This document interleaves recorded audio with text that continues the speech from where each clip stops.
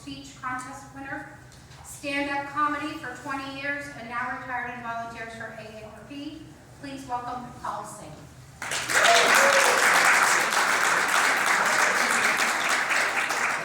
Please don't stand. Thank you. Please don't stand. Wow, what a great turnout. Good thing the weather was nice, huh? Yeah. So, my name is Paul Singh, and can you all hear me in the back? Yes. Do I need to use a microphone? No. Perfect. I like to keep my hands free.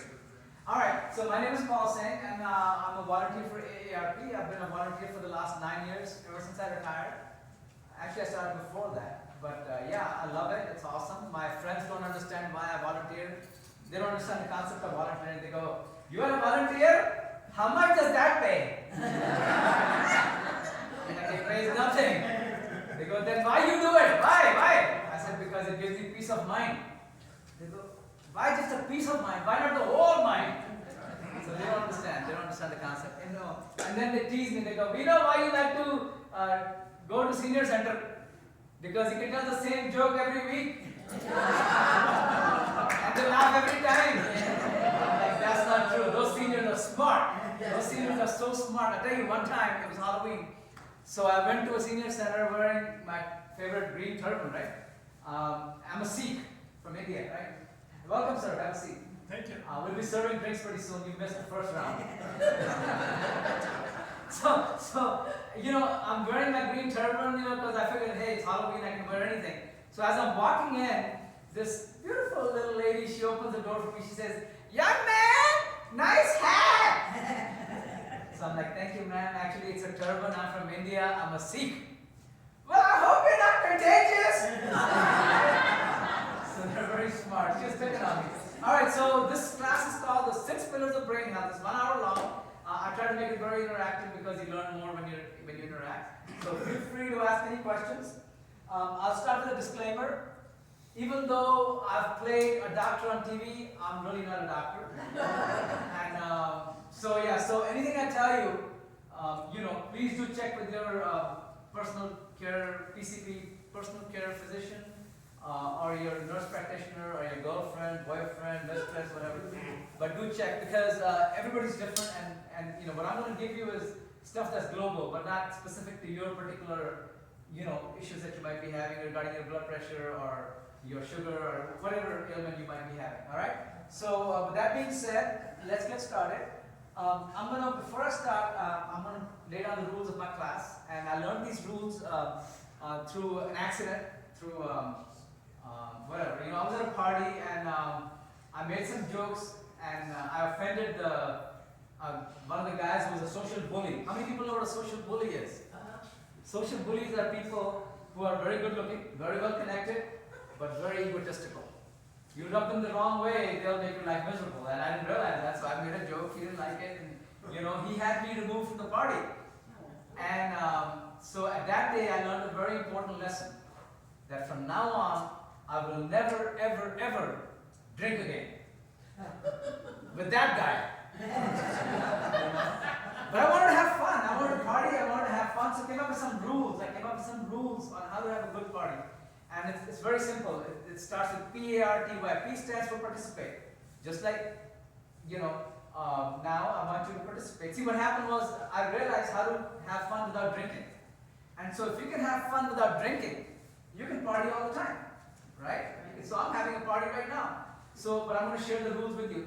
The rules of party, P-A-R-T-Y. P stands for participate. I want you all to participate because you learn more by participating, okay? A stands for acceptance. Ask any questions. I will not look down on you. I might make fun of you at home, but I will not look down on you. I won't pick on you. I'll answer the question. If I don't know the answer, I'm sure there's a lot of people here who are much smarter than me who might know the answer. So it's good to voice your concerns, that way you can get the answer.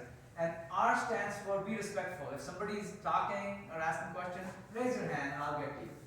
T stands for time. We only have an hour. Sally told me if I go beyond an hour, she's going to lock the door. So, we only have an hour. So keep your questions kind of short, sweet to the point. And Y stands for be youthful and say yes if you want to party with me. Yes. Let's go. All right. So that being said, let's get started. Okay. So the good news is, now let me ask you this: how many people were party animals when they were younger? Be honest. All right, my kind of people. Raise your hand for me. There's nothing to be ashamed of. They can't punish you now. It's too late. Okay, but remember when they said to us that if you drink too much, you lose your brain cells? How many people knew that? If you drink too much, you lose your brain cells. And sure enough, when we partied the night before, we were very, like, our job performance was very minimal. You know, we were like hungover and all that. And so we did lose a lot of brain cells. But the best news now is that if you behave now and you follow these 6 pillars, you can recover some of those brain cells. Isn't that great news? Yeah. Why do you think I do this workshop? All right, so that's what that is regardless of our age, there are things we can do to help reduce the chance of age-related diseases and optimize our chance of maintaining cognitive health. So that's the best part. All right, so I'm going to talk about the agenda a little quick. Today we're going to talk about the 6 pillars. And the 6 pillars are: be social. And you guys live in a wonderful community where you have a chance to be social. You know, you don't have to drive 20 miles to go visit a friend. You just walk to the next door and you have a friend, right? So be social or means be interactive. And then engage your brain, which means learn something new, engage your brain. Manage stress, very crucial. Ongoing exercise, restorative sleep, and eat right. So we're going to talk about all those 6 pillars in detail. All right? So let me ask you this question. Why is brain health so crucial these days? Why is brain health so important these days? Anybody? Yes? Because people are living longer. Beautiful. You got good eyesight. The answers are right there. See, that's the thing. Yeah, gives the answer. As long as you got good eyesight, you're good to go. Okay, what else? What else? People are working longer. Rethinking retirement. People are working longer. And you know the best part is, I was at the DMV and the lines are moving really slow, but I noticed there was one clerk who was moving the line faster than everybody. And she was an 80-year-old woman who was moving it fast, and so luckily I got to go to her window, so I picked her brain. I said, how come you're the fastest employee here? She said, because I don't have a cell phone. so you know, she was the best employee they had. And also skyrocketing healthcare costs. I mean, I'm sure this is a great community, but other places where they charge you $10,000, $12,000 for just one room, you know, and you, if your brain goes, you need those kind of places, right? Also, the current brain research says that you can ward off Alzheimer's and you can really ward off a lot of cognitive, you know, diminishing diseases for a long time if you follow certain rules and certain things, certain pillars. So that's why it's very important. My biggest one is that all your, you know, the quality of your life depends on the quality of your brain. Would you agree? Yes. So you want to keep your brain as sharp as possible. All right. Okay, so the first one is be social. Be, or I call it interactive people. Be interactive. Now, let me ask you this. How many people live alone? How many people live alone? Wow, quite a few. Do you all have a pet? How many people have a pet? 1, 2, 3. How many people live alone and have a pet? 1, 2. Okay. Having a pet actually makes quite a difference. You know, when you have something to look forward to, something to care for, it makes a difference. You know, living alone can be very interesting. So yeah, you want to stay socially engaged. Now, how are you guys staying socially engaged? Let me ask you this first. Eating and drinking a lot. Who said that? Who said that? And the social committee. Yes, social committee. Thanks, Shelley. Who said that eating and drinking a lot? That's a good one. That's a good one. How's that working for you, man? How's that working for you? Very well. Very well. I can tell you look happy. I can tell you look happy. Who else? Who else has an interesting way of staying social? Yes. We do a lot of volunteering. Beautiful. A lot of volunteering. How about you in the back, man? Just having something on your calendar to do every day. Awesome. Awesome. Having a reason to get up in the morning. So crucial. Having a reason. You know, when you have something to look forward to, life is a lot more beautiful. Okay. So, like today, it was, you know, what do you call that? Icy rain or sleet. Yeah. You know, usually I get up at 8 o'clock in the morning or 7:30 in the morning because I want to rush and play pickleball at Manassas Community Center. You know, and today when it was, you know, like sleet and rain and all that, I didn't get up till like 11 o'clock. You know? So yeah, so having something to do in the morning is so crucial for you. All right. So here are some of the ways. Join a club or participate in sports. You guys are fortunate. You live in a beautiful community where they have, you know, where they have a structured socialization, and that's beautiful because not too many communities have that. Also, attend community events. Consider adopting a pet or pet sitting. Now here's the thing, a lot of people, how many people don't have a pet because it's too much work? Be honest. Right? Too much work, right? Now here's the kicker. What you can do is, I'm the same way, I'm in the same boat. I don't want the pet because I don't want to have to take him to the doctors or vet and do this and that. So what I do, but I love pets. I love pets. So when I'm walking around and I see somebody walking their pet and the pet is nice and tame and you know, whatever, I'll be like, who watches their pet when you go on vacation? She's like, oh my God, it's such a hassle. Oh my God, it's such a hassle. I have to find this, I have to pay a kennel and this and that. I'm like, you know what? I'd be glad to, to help you out. I live down the street, blah, blah, blah. And it works out. They leave their pet with me and I don't charge them anything. And I have a pet too. I'm like a like a godparent to a pet, but I don't have the responsibilities. See what I mean? And so it works out, and you still get the love of a pet, but you don't have to, you're not a full-time caretaker. And they love it because now they can go on vacation without having to worry about it. So it's a win-win situation. Yes, sir? Yeah, plus when you have a pet, it never ends good. Right, exactly. I agree with you. I totally agree with you. What he said was, when you have a pet, it never ends well because when they die, you're so sad. It's like losing a family member. So yeah, you're right. You're right. Also volunteer for a local nonprofit. Now, I volunteer for AARP. I love it. They're a great organization. They take care of you. Like, I don't have to do anything. They contacted Shelly. They arrange. They ask me if I'm available. Boom, done. I don't have to go soliciting anybody or this and that. I don't get paid, but I get mileage and I get a meal. But I don't do it for the money. I don't get any money, but I do it because I love doing it. To me, when you retire and you have a good income, then you don't want to just create wealth for yourself anymore. You want to create value for the community, for the society. See what I'm saying? Because to me, if the society and the people around you are happier, you feel rich. Would you agree? Yes, sir. Do you have any studies that say whether getting involved with Zoom or other remote meetings helps as far as the social? I'm sure, yes, I don't know if they have any studies, but I'm sure it does. Anytime you keep your brain occupied and you're not worrying about your past or repenting or thinking about negative thoughts, it's a positive, But I'm sure there are studies, I don't know of any, but I'm sure there are. I know volunteering really helps. My father, he was active till he was 90, and he used to volunteer all the time. So yeah, so it's a very positive thing. And like I said, anytime you keep your brain occupied and you're doing something positive, it's very good for your health, right? All right, so moving forward, also organize a regular or virtual game night, attend a virtual community events, here you go, and consider adopting a pet or pet sitting and volunteer. That's the same page. All right, and so if you want to volunteer for AARP, you can take a picture of this, you can contact them.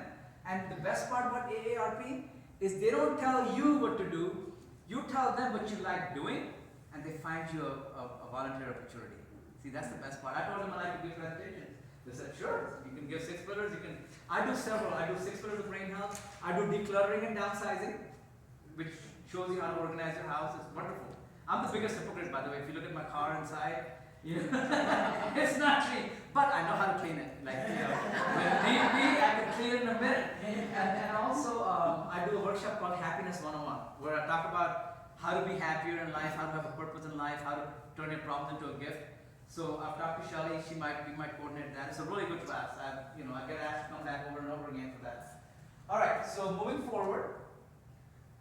Okay, so the second one is engage your brain.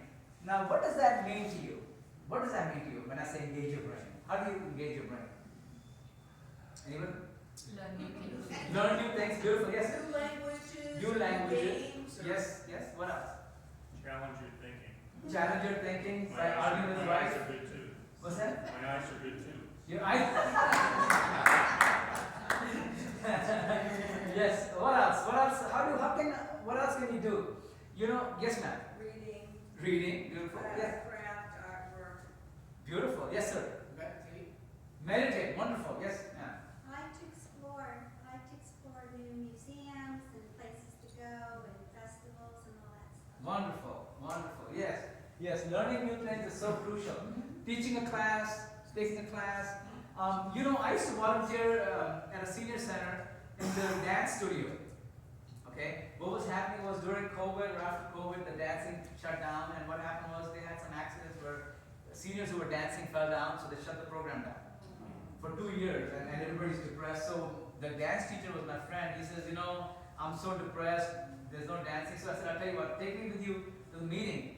And we went to the meeting, so I told him, I said, myself and a couple other people will stand by to make sure that nobody's wobbly, no seniors wobbly, and if they are, we'll start dancing with them or we'll make sure that, you know, they don't fall. And they started the program back up again, and we haven't had any accidents. So the best part, and the best part about dancing is I got to learn all the dances, like the tango, bachata, merengue, salsa, you know, just by volunteering. So you can learn a lot. Now, something like dancing is wonderful because not only are you exercising, you're interacting with people, you're learning new things, you know, and you're happy, you're laughing, you know, so it's a very powerful thing. So there are things you can do that are multifaceted and they give you a lot more bang for the buck. All right? Okay, so how are you learning new things? You already talked about that. Okay, so like I said, take a class or teach a class, learn new language. How many people are taking a language class? Yeah? What kind of language, man? French. French? How about you? Spanish. Spanish is so wonderful. I tell you what, I took Spanish class and I love it. I get discounts on all kinds of work now, and gardening and so yeah, so it's wonderful. Try complex arts, play challenging card games and board games. How many people play poker? Play poker? You have poker nights here? Yeah. Monday nights. Monday night's poker night? Awesome, awesome. I play poker every night at a restaurant in Brittany's in Woodbridge. They have a free poker. You go in and you play, there's like 16, 20 people, and whoever wins $50. But there's no charge to play, so it's not gambling, you know? And so it's wonderful, you know? I look at poker as an acting class. Because, you know, you're bluffing, you're lying, you know? All right. Okay, the third one is manage stress. Manage stress. Now let me ask you this. How many people struggle with stress? How many people, be honest, how many people struggle with stress? Pretty much all of you, yeah, pretty much. At one time or the other, right? One time or the other. Now, anybody has any secret formula on how they handle stress? I retired. You retired? You go to sleep? No stress anymore. Or you retired? Yeah, you know, being retired actually takes off a lot of stress off you. You know, I love being retired. I love being retired. I tell you, I haven't been bored even one single minute. People tell me, oh my God, I don't want to retire because I don't know, what would I do? I don't have a single minute to waste. I wake up, I go play pickleball, then I go to the health club, sit in the jacuzzi, go to the senior center, have free lunch. Then I come home and I sit in my massage chair for a couple hours, take a nice nap, and then I go play poker. My day is over. And then I come here and give a lecture here and there. So yeah, I love it. I love being retired. Okay, so some of the ways to manage stress: exercise regularly, smile and laugh. How many people like to laugh? How about you? No. We like to watch sad movies. Distract yourself with music and reading. You know, a lot of people say meditation is when you sit still and you only think about breathing. I have a very broad definition of meditation. Anytime you can distract your brain from the current thing that's bothering you, is meditation. So you can distract yourself with music, reading, or do your taxes. You know what I mean? It's tax time. You know, if something's bothering you, start doing your taxes. Because taxes will bother you a lot more if you forget about your other problems. Right? Seek out green spaces. So yeah, so distraction is very crucial. Because see, managing stress is very important. Stress will kill you faster than smoking a cigarette. You know? So yeah, so very, very crucial. Alright, so does anybody want to share a tip for how to manage stress? 478. Yes, I like that. 478. Best way to fall asleep. 478. The breathing technique by Dr. Andrew Weil, right? I follow it all the time. Yes, ma'am. I turn off my phone, social media, TV, turn off all the noise. Turn off all the noise. And then what do you listen to? Or what's going on in your brain when you do that? It's just blank. Just what? It's blank. Oh, it's blank. Okay. Good. You can do that. Good. What else? Who else has a good solid? Yes, sir. Sometimes someone said if you get a headache from reading, just find an audio book. So I listen to books. Beautiful. You can listen to an audio book and fall asleep. You know, because then you don't need to have the lights on and all that. So yeah, yes, ma'am. We have a bird camp in our backyard, so we like to watch the birds. Oh, that's beautiful. Nature loving is very, very, very powerful. Yes, ma'am. For me, cooking, preparing food is very therapeutic. Oh, wonderful, wonderful. Bless your heart. Yeah, you see, people who know how to cook are happy, and their friends are happy too. You know what I mean? Because if you know how to cook, you'll always have friends. Yes, sir. So really what everybody's saying is live in the present. Yes, beautiful. Live in the present. Live in the moment. You know, like Oprah Winfrey says, the best way to live is to live in the moment. To live in the moment. Let me ask you this question now. So, how do you live in the moment? What would be like if I was like my mind was all over the place and I was like I want to live in the moment. What can I do to live in the moment? Can anybody? Yes, ma'am. This morning while you were sleeping in, we were walking the paths and the ice dripping off the trees and the sun reflecting. It was absolutely beautiful. Of course, of course. Yes, and so one of the keys is to enjoy the surroundings, to enjoy your view, to enjoy what you're seeing, to focus on what you're seeing, the five senses. Yes, who? Yes. Get up and move. Yes. Activity. Activity, okay. Okay, good. Activity, yes. I'll tell you a simple formula. How many senses do we have? Five. Sight, smell, touch, taste, hear, right? Sight, smell, hear, touch, taste. So, like she said, look at the beautiful icicles or whatever, right? Enjoy that. Like, really absorb that. Sight, smell. You know, take a deep breath and smell the nice aroma. Unless you're in the bathroom, then you want to get out of that. Sight, smell, or spray some Febreze. Here. You want to hear the music, you want to hear the quietness, the peacefulness, you know, sight, smell, hear, touch something, touch yourself, touch the, you know, whatever. Feel the texture. Really get into that, and that's how you become in the moment. And taste, you know, go make something for yourself, like you said, you know, eat that, taste that. When you eat food, taste that food. You know, each bite that you take, taste it, because you think that brings you in the moment. You know, a lot of times when we eat, we're watching TV, we're in a rush, and boom.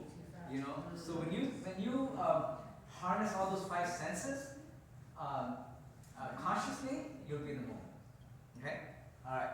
So be silent, still, take stretch breaks, limit screen time, take deep breaths. Like you said, 4-7-8 is very powerful. How many people know what 4-7-8 is? How many people know that? Only 3-4. I'm going to share that with you. 4-7-8 is a formula that Dr. Andrew Weil. How many people know who Dr. Andrew Weil is? He's an elderly gentleman, but very healthy. He's a doctor, and he came up with a 4-7-8 formula on how to fall asleep faster. What it does is 4-7-8 is you breathe in for 4, you hold for 7, and you breathe out for 8. So when you do that multiple times, your blood pressure and your heartbeat slows down to 60 or below. Okay, and so that's very good for your heart, and it's also very good for your, you know, your whole body, and it also lets you fall asleep. So like at night, if you're struggling to sleep, do the 4-7-8, you'll fall asleep faster. It works. It worked. And did I say that right, sir? Was that on point with what I said about 4-7-8? Yeah. Yes, sir. Say it again, what's 4-7-8? 4-7-8 is a breathing technique. You breathe in for 4 seconds, you hold your breath for 7, then you breathe out slowly for 8 seconds. Practice. Yes. You will fall asleep. You want to? No, I don't want to do that right now. But the best part is that if you wake up at night and you want to fall back asleep, you can try that. 4-7-8. What it does is it lowers your heart rate and it lowers your blood pressure so you can fall asleep. All right. So you know, you said something about let's try that now and we'll fall asleep. I gotta share the story with you. When I first started doing my workshops, I used to do it at a senior center in Chantilly. Okay, and they would have my class. I used to do a happiness workshop 101. They used to have my class at 1 o'clock after lunch. You know what happens when seniors eat a big lunch? So I was asking somebody. I said, so what makes you happy? What's one thing that makes you happy? So somebody said music. Somebody said walking in the nature. Somebody said this, that, and this one guy goes, sleep. And then he started snoring again. All right, so let's move forward. Okay, so I want you to hear this. This is a little video. We have the volume up, right? Yes. Oops. that they're laughing at me and not with me. Laughter. It's universal. The dictionary calls it an expression of emotion with an explosive vocal sound. But it's so much more than that. Humor and our ability to laugh add depth to our daily life. It engages various brain networks, including those that process information and search for patterns. What can you do to bring more laughter to your life? Talk with friends about fun memories. Learn to laugh at yourself. See how laughter may also be good for your brain health. All right. So as you know, laughter does relieve stress. Now let me ask you this. You know what I was suggesting to Shelley, and perhaps you guys can push her into it later on. You should have like a monthly comedy and karaoke night, okay? Where people who want to sing a song can sing a song, people who want to come up and tell a joke can tell a joke, and you know, have a good evening, like 1 hour or 2 hour session. And I think once a month would be great, because I'm sure everybody, all of you can come up here and tell at least one joke, right? and so it works out great. I've started that at several senior centers. They love it. They have it every month, and it's a great way to to ward off stress and have some fun, So yeah, think about that. All right. So the next one is ongoing exercise. All right. So how much exercise do we need per week?